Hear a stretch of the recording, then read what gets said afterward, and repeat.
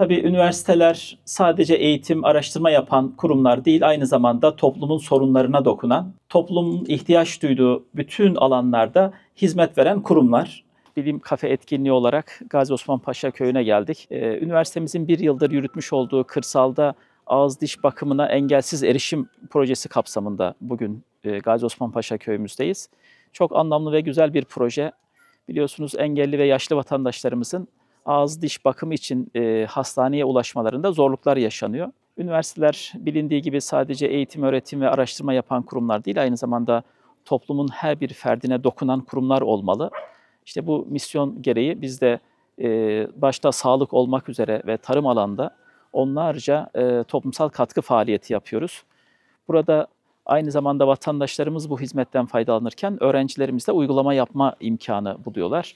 Bilim Kafe, bilimsel bilgiyi herkes için anlaşılır kılmayı amaçlayan samimi bir buluşma ortamıdır. Elimizden geldiğince sizlere destek olmaya çalışacağız bu anlamda. Kendi diş hekimiyle tanıştık. Hepinize de teşekkür ettim, hoş geldiniz. Muayene oldum, Allah razı olsun. Bir de bu alt lastik koyacak dediler. Kızım Ayşe, özel bir çocuğum, Down sendromlu. Üniversitede gelen arkadaşlarımdan, hekimlerimden çok memnun oldum. Ben köyden şehre götüremiyordum açıkçası Ayşe'yi. Götüremediğim için de sıkıntılar yaşıyordum. Çok teşekkür ediyorum, Allah razı olsun diyorum. Diş hekimine gitmeye korkuyordum. Kendi köyümüze, kendi bahçemize geldiniz. Çok memnun oldum, teşekkür ederim. Aslında sahaya inerek, insanlarla kaynaşarak, aynı zamanda şehir merkezine gelemeyecek olan insanlarla tanışıp burada mobil ünitlerimizle insanlara yardımcı olmaya çalışıyoruz. Bu bizim için büyük bir katkı. İnsanlara ulaşabilmek, çocuklara özellikle ulaşabilmek çok değerli. Korkumu yendim. Şehire gidemediğim için onlar buraya geldi. Ben de dişlerime baktırdım.